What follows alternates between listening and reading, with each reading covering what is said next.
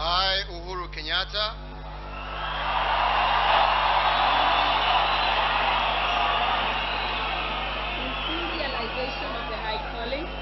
in full realization of the high calling, I assume as President of the Republic of Kenya,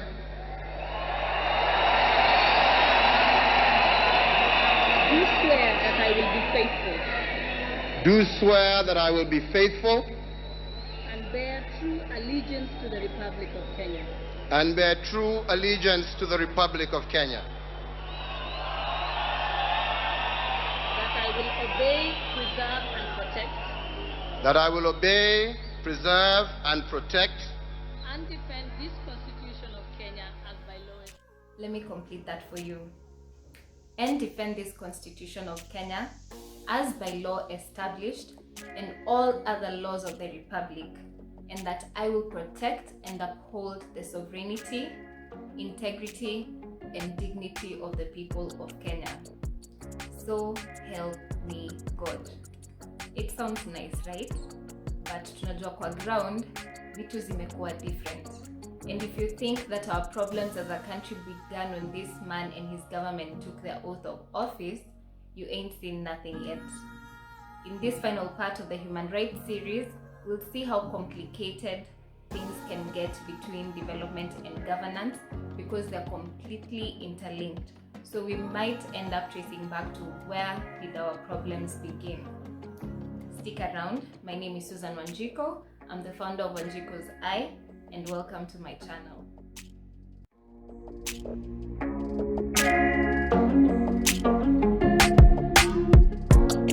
Before we get into it, let's first start with some housekeeping. If it's your first time here, welcome to this channel.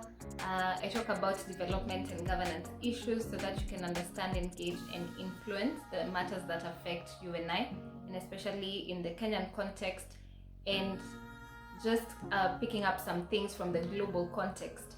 And if you haven't watched the first two parts of the Human Rights series, make sure you go back and watch it so that you can have a good foundation and understanding of this concept of human rights that mostly seems abstract and theoretical, but it very much applies and has everything to do with us because it's just about what we need to survive and how all these things interact in the grand scheme of things. So without further ado, let's get into it. I had an initial structure of how I thought things were going to go, but part of my research for this particular series included trying to figure out and understanding how did the relationship between the government and the civil society of Kenya become so antagonistic and violent. It's like we're always at war. For people who don't understand what civil society is almost like what I'm doing now, because I'm not speaking on behalf of business and I'm not speaking on behalf of the government. I'm just speaking as a citizen who has certain concerns. So I was trying to figure out why is there such an antagonistic relationship, and especially within this Jubilee government, and considering that the Jubilee government was going to be operating under a new framework, which is the 2010 Constitution, which is very progressive and transformative, and was really seeking to have a harmonious and interdependent relationship between the government and civil society. But instead, we've seen a complete contradiction and contrary to the objectives of the Constitution, and the government has just been at war with its citizens, either for things done in violation of the Constitution and things not done as expected in the 2010 Constitution, which is why I'm here. Because if they were doing the right thing, I would also do other things with my time than doing this. So now, to answer the question, how did we end up like this? How did this relationship between civil society and the government get to this point that it is at right now? Very violent, very horrible, very toxic. Like I said, our problems as a country did not begin in 2013 when the Jubilee government and all the other parties, obviously, when the government got into power. So when I sought to answer that question, to my dismay, I learned that the fate of Kenya was sealed 14 years ago after the 2007-2008 post-election violence. So because of my audience, my younger audience, I'll just give a background of 2007-2008. So in 2007, we were having our general elections, and the two major presidential candidates were Mwai Kibaki and Raila Odinga. And in a similar fashion, we had our current president, Uhuru Kenyatta, among the spearheaders for Kibaki, and Ruto among the spearheaders for Raila. And to cut the long story short, the election results and the electoral process was interfered with, and Kibaki was declared the winner overnight. And then no sooner had that announcement been made than violence erupted. So for the sake of memory, let's look at some of these pictures in the post-election violence of 2007-2008.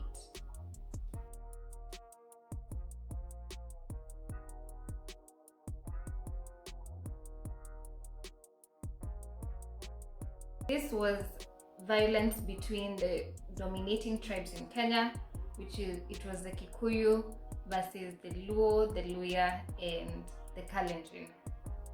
The aftermath of the post-election violence of 2007-2008 is that about 1,500 people were killed, 3,500 people were injured, 650,000 people were internally displaced, meaning they could no longer live where they previously lived before the election and before the violence erupted.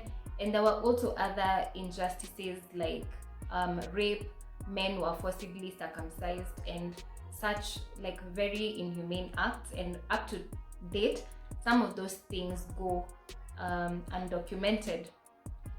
But it's often cited that the reason for this post-election violence is tribalism, but that's a very reductionist and simplistic view in my opinion, because again, it just makes it easier for this tribalism issue to be emotive and to be sensationalized and just politicized. The issues plaguing Kenya have been the same since independence, like since we got independence. And these are issues on land injustices, privilege and inequality, meaning again, the way we've organized our economy is that the systems and the laws and regulations only work to favor a few people. So if you have a business, in some industries in particular, for example, you can only grow to a certain level, like you don't take the kawaida, the normal growth process. So yeah, those are just the same issues. And then also issues of electoral reforms. The credibility of elections will always be contested in every election, apart from just a few when now we are trying to like get someone out of power. Those are some of the instances where elections are not challenged. But normally, if it's very contentious, like it probably will be in 2022 and like it was in 2017 and now in 2007, elections in this country are always contested. So all these issues again always manifest in ways such as poverty, unemployment, inequality again, election rigging, and insecurity, corruption, and even more inequality. So again, like I said, hiding behind tribalism just makes it's a good way to hide behind the real issue. And that's why most of the time when you hear these guys campaigning, some of the lies that they peddle is our region remains underdeveloped because as we don't have our person in power. Sisi tukiwa na mtu wetu akituongoza from the highest position in Kenya, which is the presidency, that's when we'll get our resources as a region or as a county.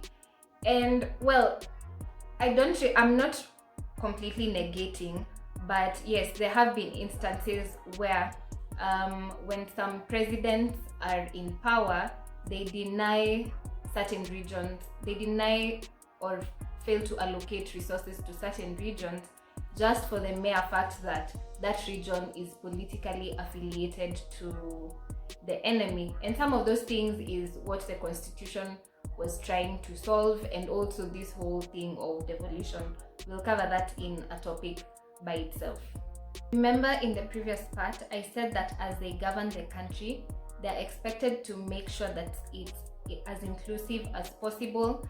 It takes care of social justice, human dignity, equity, and equality, and does this without discriminating anyone against their tribe or their gender, and also taking care of marginalized and vulnerable groups.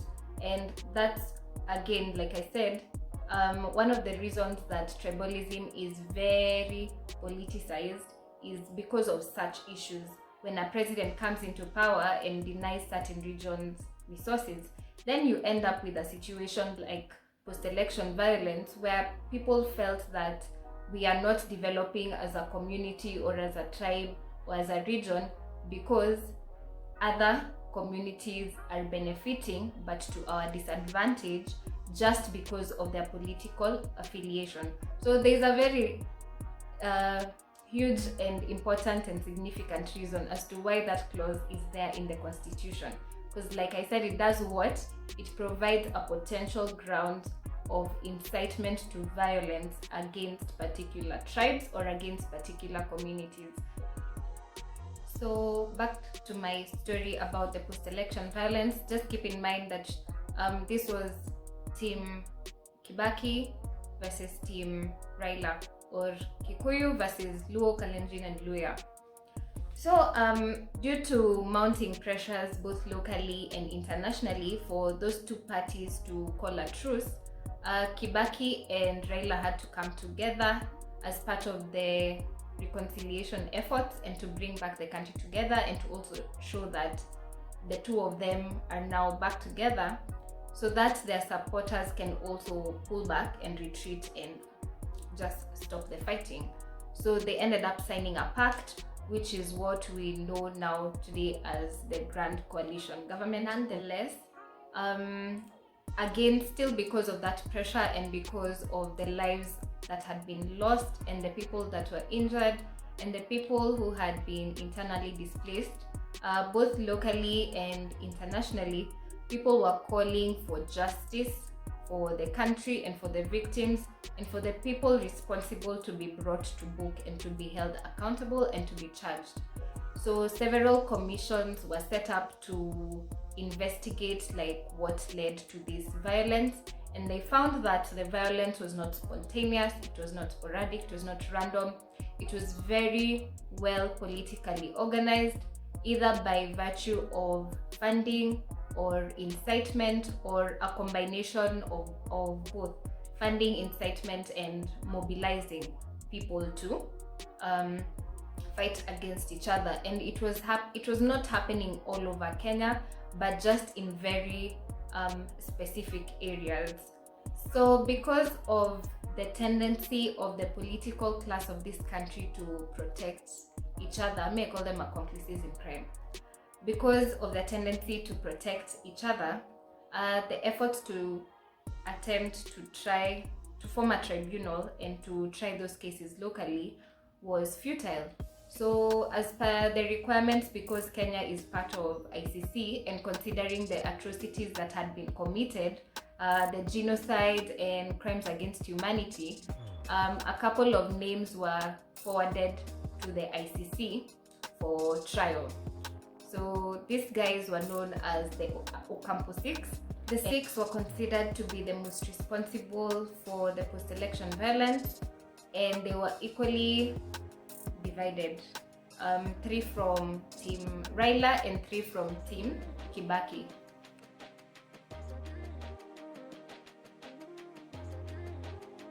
Now, human rights activists and civil society organizations were the biggest supporters of the ICC and demanding that those who were responsible for the post-election violence to be brought to book. Obviously, with the nature of the cases and the people who were involved, it's highly likely that the cases would have succeeded in local courts or even have had a chance to take off. So the ICC was mainly a reaction to a lot of international pressure. So again, Kenya really had to comply. So part of the work that these civil society organizations and human rights activists had to do was to gather and mobilize evidence, either from witnesses or perpetrators or even sometimes the victims. And like I said, the success of the cases, even at the ICC level, really and highly relied on cooperation and compliance, especially when submitting the evidence. So just when the country thought that we were about to get justice, at that moment, that was when Kenya's fate was sealed. The political elite in Kenya tried twice to have the ICC postpone the cases, both through the AU, that's the African Union, and through using the Kenyan government to front those requests. Each time, the ICC denied their requests. And that's when they decided to reorganize and recalibrate and come together to front the Uhuru-Ruto Union that would have Uhuru as president and Ruto as deputy president, because it would be easier to fight for themselves while at the top, holding the two most powerful seats in Kenya, because they can control all the evidence from there. And there were also some private interests as well for the people who were fronting that union. Kenya's fate was sealed when two people came together, not because they had a vision for this country, not because they wanted to make Kenya a better place, even though they made us believe that they would, but instead they came together to avert and frustrate the justice process and to control all the evidence that would be submitted to the ICC. Ya Uhuru Kumi, ya Ruto Kumi. Is it then a surprise that we see their relationship having disintegrated to the level at which it has today? According to me, it's not a surprise because one, there is no honor among thieves, and two, there probably was no relationship in the first place. So now that they've formed their alliance and now that they've come together as part of their campaigns and within their first year of government, these guys had three agendas. Obviously, they were not explicitly stated, but we can deduce that from the activities that occurred within that period. So the first thing that was on the agenda was to demonize activists, and they did this through their PR teams, where their PR teams ran smear campaigns against human rights activists and civil society organizations.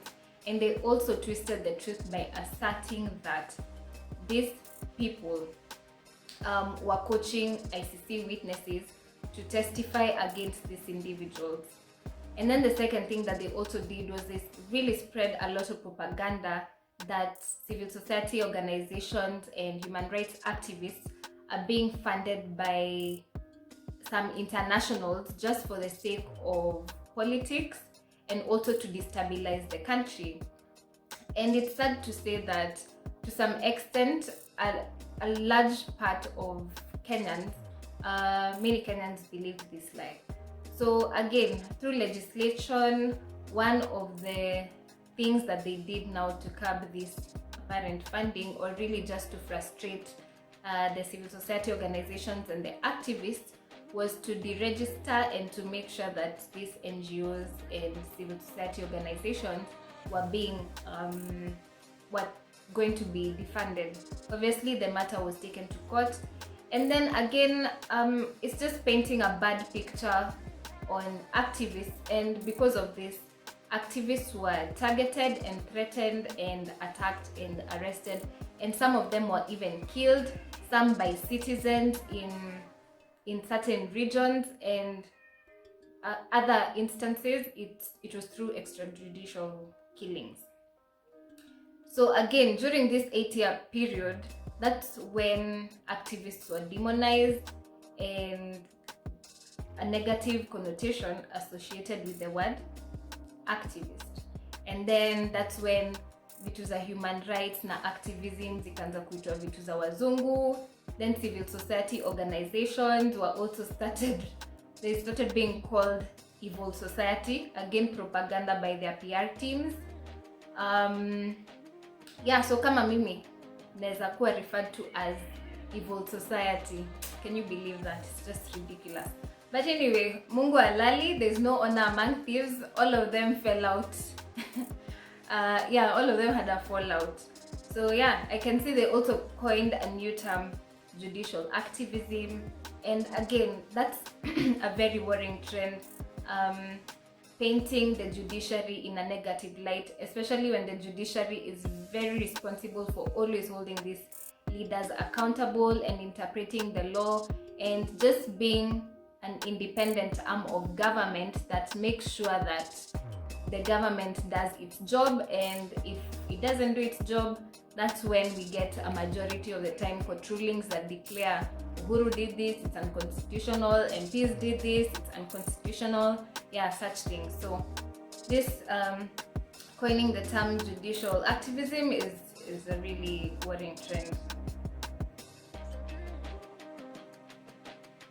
The second agenda of these guys was obstructing justice, either by withholding evidence, tampering with evidence, or destroying evidence.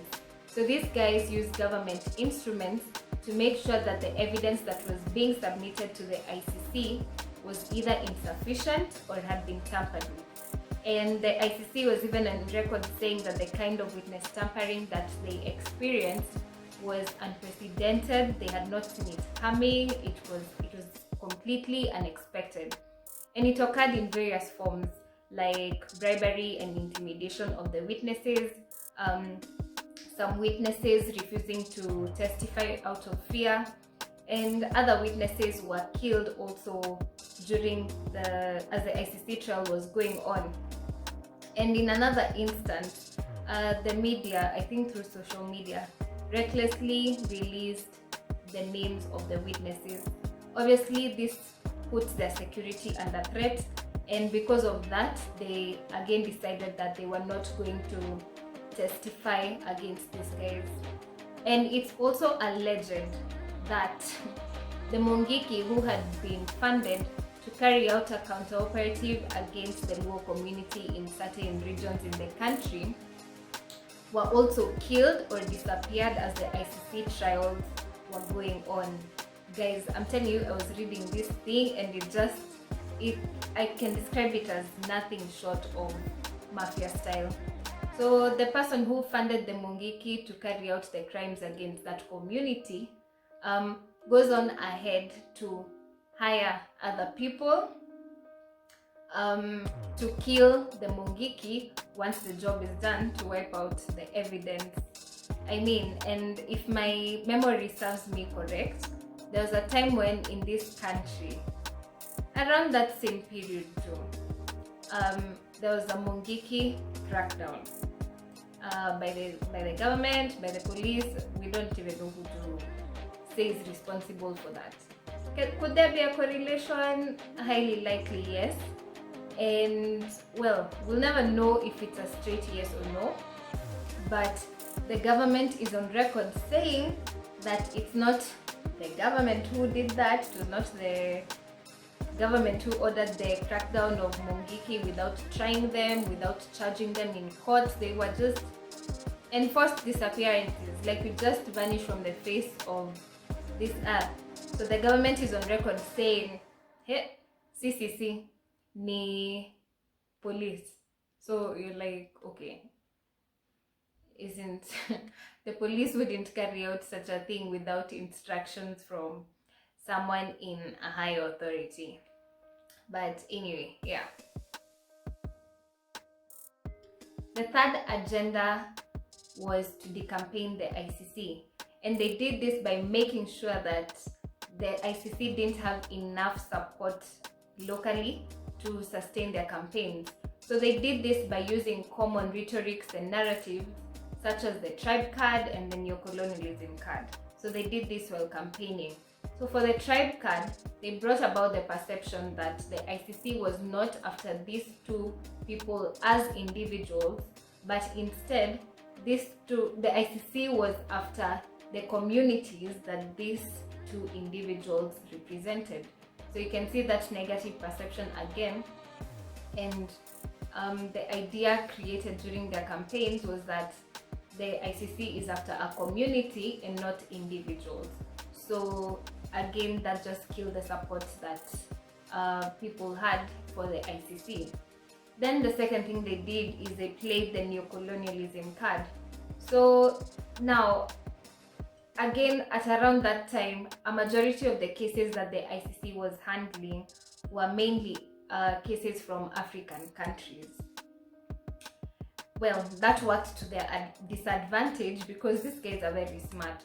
So they used that against the ICC. So they played the neocolonialism card, and that there are some international players who are trying to destabilize what's happening in Kenya, and they want to control Kenyan politics and the resources and whatnot. So again, they created a false dichotomy that you're either Team Kenya or Team ICC. And you know that's not the case. There are so many options in between. And again, the false dichotomy is another common narrative and rhetoric that they use to push whatever agenda it is that they have. So to formalize and legislate this decampaigning of the ICC, again, within the first year, they also tried to have the MPs have Kenya withdraw from the ICC. But thankfully at the time we had a very strong opposition, and they refused to have Kenya withdraw from the ICC. It was a motion that had been proposed in Parliament. So when that failed, guys, this cat has 9 lives. When that failed, Uhuru Kenyatta tried to push that proposal to have the AU, African Union, withdraw from the International Criminal Court. Or when I say ICC, I mean International Criminal Court. Have the AU withdraw from the International Criminal Court collectively. So all countries, African states that are part of the AU, to withdraw from the ICC. Again, that didn't go through. Some were in support, some were against that, and they just reached the agreement that since countries joined the ICC individually, they should also live individually. However, it was still a win for Uhuru because at that time, that's when he was granted immunity, and that's when they passed the motion to grant immunity to sitting heads of state not to be tried in the International Criminal Court.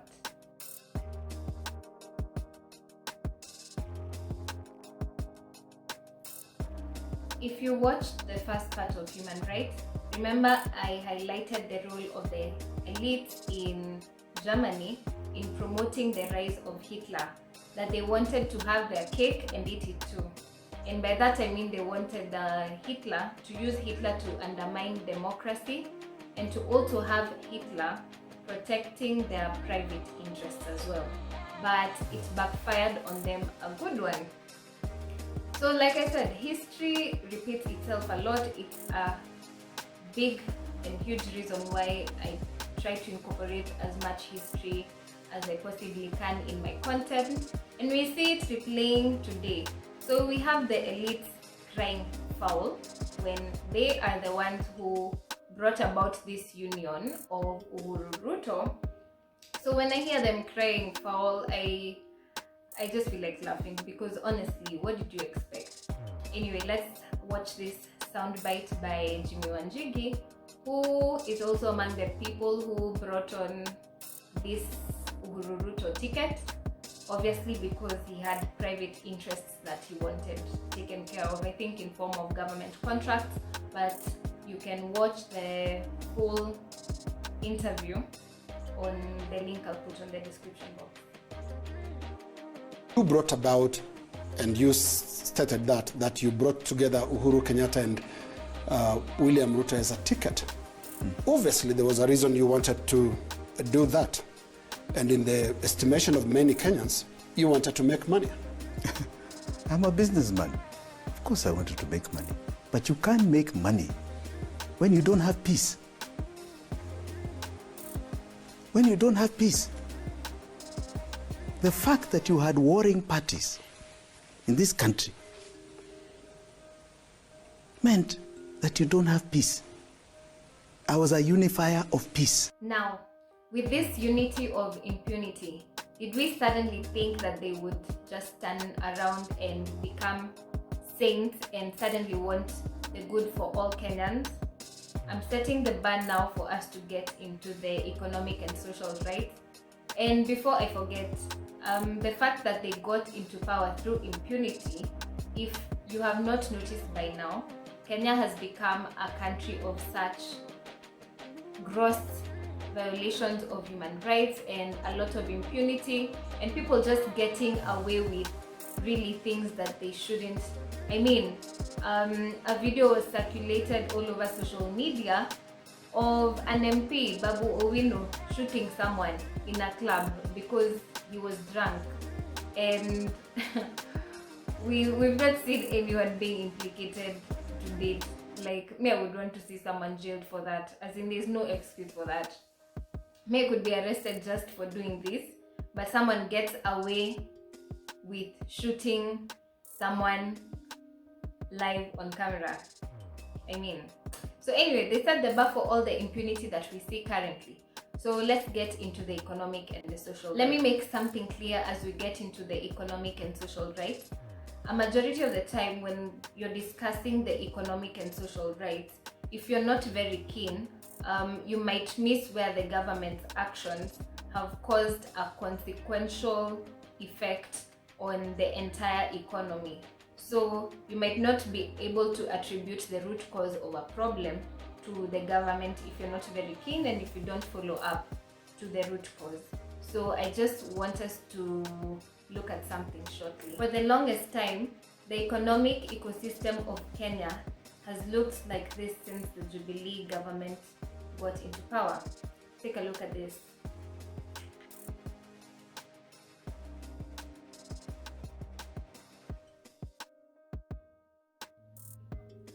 So this mismanagement of funds, corruption, not prioritizing things properly, and just outright conflict of interest has ended up looping us into a debt cycle or a debt trap, where the cycle is just borrow, tax, economy shrinks. I think they always miss the economy shrinks bit, because I honestly don't understand the need for these knee-jerk reactions. We have professionals in government who can advise them against such things, because taxation is always very counterproductive and you must have a very good reason as to why you're taxing something. And taxing because of debt is not one of them. That's not a good reason. That is just negligent and reckless. So the thing with taxation is that we can look at the effect from two participants of an economy. Households, that's just you and I and our families, and then the firms. So for the households, the thing with tax is that it reduces your disposable income, meaning it reduces the cash that you have to spend or to save or to invest, or you end up having to make certain trade-offs between items. So when ideally maybe you would have invested or saved or consumed something, you buy yourself something nice, that money ends up going to the government. So it reduces your disposable income. So remember, now you're not spending on products or saving or investing. When it comes now to the companies, taxation affects them in two ways, which now ends up affecting the economy. So the first way is that it increases the cost of production. Now, when this happens, companies rarely will absorb those costs, and a large part of the time what they end up doing is that they transfer those costs to the consumers. That's why, for example, if you see the price of fuel going up, it goes up with everything else. Everything else in the economy rises, the prices of those things. So the costs are passed on to those consumers. And remember, I said when those prices rise, that's the difference between someone being able to afford food and not being able to afford food. Those additional 1 bobs, 10 bobs here and there, for some people those things really matter. And then number 2, on how it affects farms is, remember, farms rely on you as the household or you as an individual to buy and consume their products. So if you're not buying or consuming their product or saving with them or investing with them, they don't have business.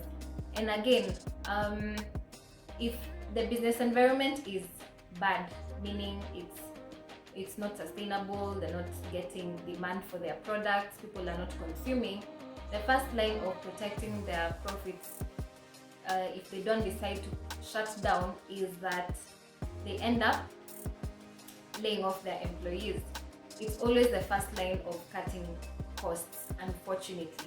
So that's where you hear cases of retrenchment and laying off and all that. So again, when that happens, you see demand in the economy is reducing, people are being laid off. Obviously, if people are being laid off, the government is not going to be able to get the taxes that it wanted in the first place, because now people no longer can pay as you earn. There's no more VAT being earned from the farms selling their goods and all that. You see that ripple effects that it has. So we've been looped into a cycle, and it's plain irresponsible, it's reckless. The professionals in government, this is economics 101. Like, you don't even need to be an economics professor to know this information. Anyway, let's check out some of these headlines.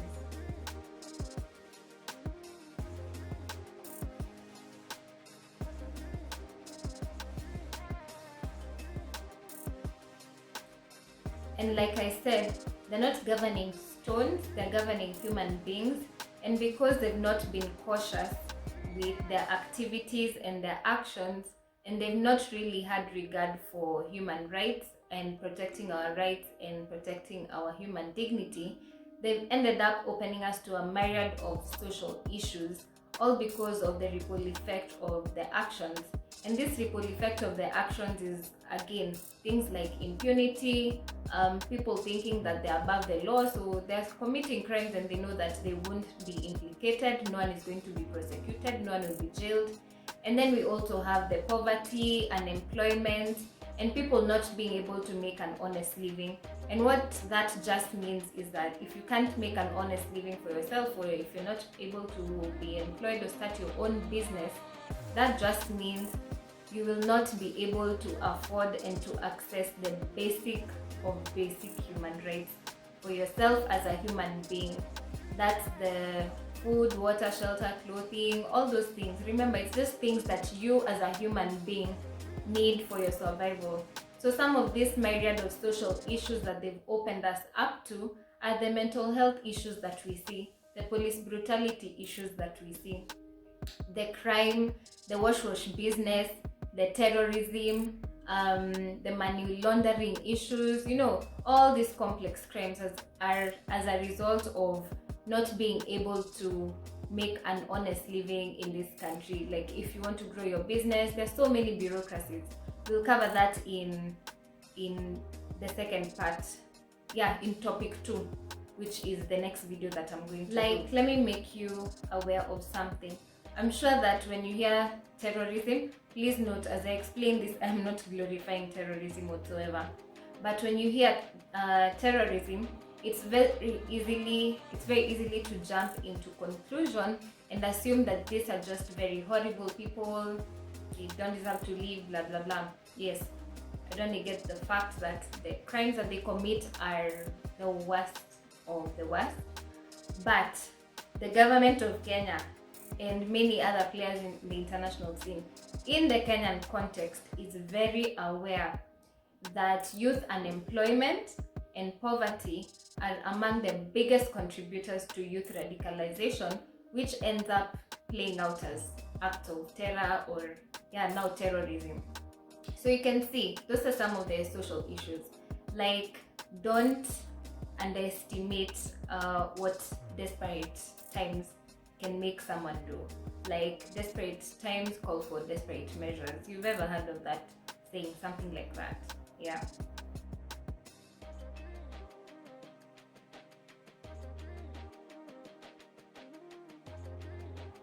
And just to touch a little bit on corruption, just take a look at these figures that I'll put on the screen. These are amounts that we've lost either from grants or taxes or irregularly awarding contracts, or cash that really can't be accounted for, that had already been allocated for a particular thing, but who is this? The Auditor General has said that X and X amount can be accounted for. So just take a look at these figures. So this site was taken down recently. It's called Corruption Tracker, and it was a compilation of all the corruption scandals that we've had in the past 8 years. And yes, this 8.08 trillion is cash that has been lost in the past 8 years, or cash that can't be accounted for. So it was taken down. When I last checked the site, the figure was at 8.8 trillion, not 8.08. And I think that's because they had adjusted it for the KEMSA scandal, where about 800 billion thereabout was disappeared, vanished into thin air, like all other corruption scandals. Yeah, so the site was taken down. The owners of the site obviously were arrested without being charged, and they were arrested and released, but now the site remains down. But I hope it comes back up. I know we never keep tabs on these corruption scandals, so that's why it's so easy to forget. Like, we hear corruption scandal today, then something happens, we get distracted, then we forget, then after some time another one emerges, then we're just in that cycle. So yeah, I hope it's put up again so that you can all see the corruption scandals that have happened in this country in the past 8 years.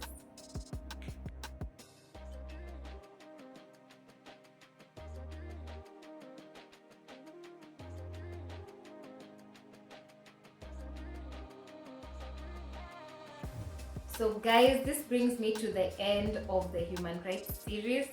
I've barely scratched the surface, and I've barely touched on a lot of human rights issues that broadly affect us all, but I'll cover them as we go along, because remember, there is no aspect of development or governance that you'll touch on without eventually ending up discussing human rights. But there's one thing that I want to touch on based on an observation that I have made by following current affairs.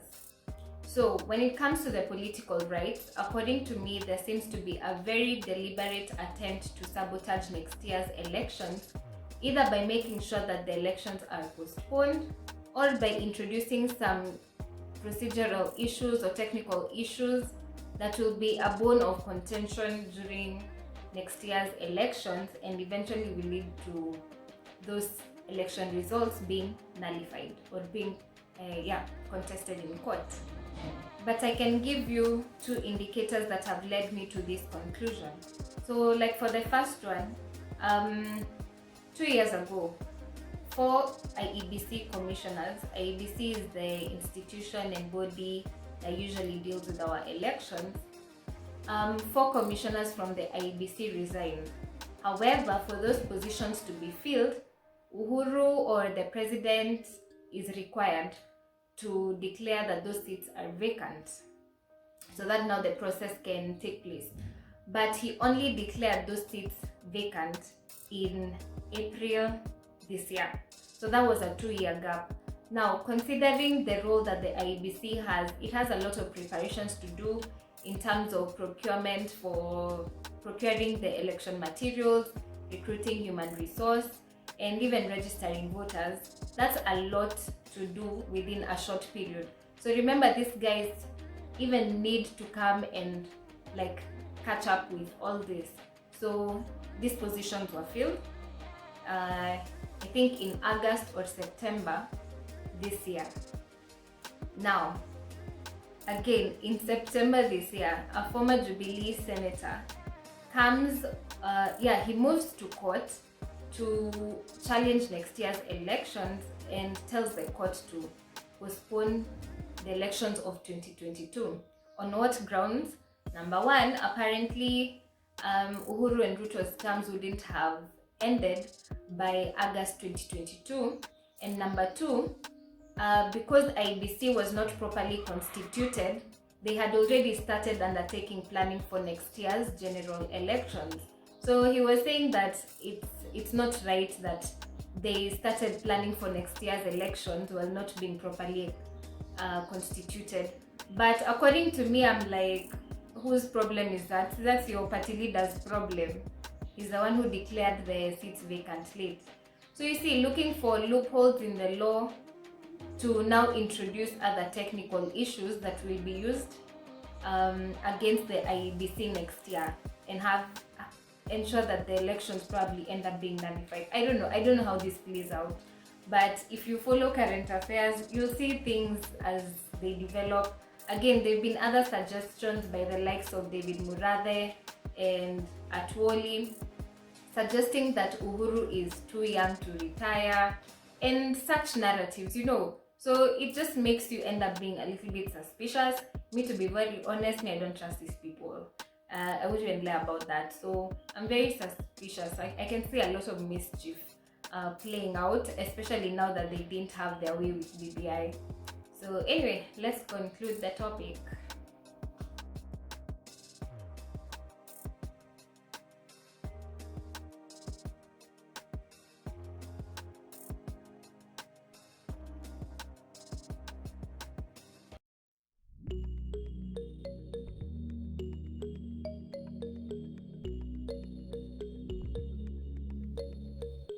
As I conclude this series, I want you to keep one thing in mind, that sometimes people in leadership positions deliberately make laws that adversely affect human rights, or they make sure that you can't get the basics of human rights. And they do this for two particular reasons: to maintain a system of dependence and a cycle of fear. Why? Because that will ensure that they remain in power. And again, why? Because it's psychological and it's practical. If you're not too busy trying to survive, you'll be able to hold leaders accountable. So if people are in the right frame of mind and they're politically empowered as well, they won't have the fear of holding their leaders accountable. And if they hold leaders accountable, that means people can be thrown out if they're not doing the right thing. So I guarantee you, if a majority of Kenyans are not too busy trying to survive at the moment, you people will not be taking half the shit this government is dishing you guys right now. So on the human rights series, I rest my case. If you haven't watched the first two parts where now I explain the theory and the psychology behind it, make sure you go and watch those two parts, and see you in the next video. Make sure you like, share, and subscribe. Cheers.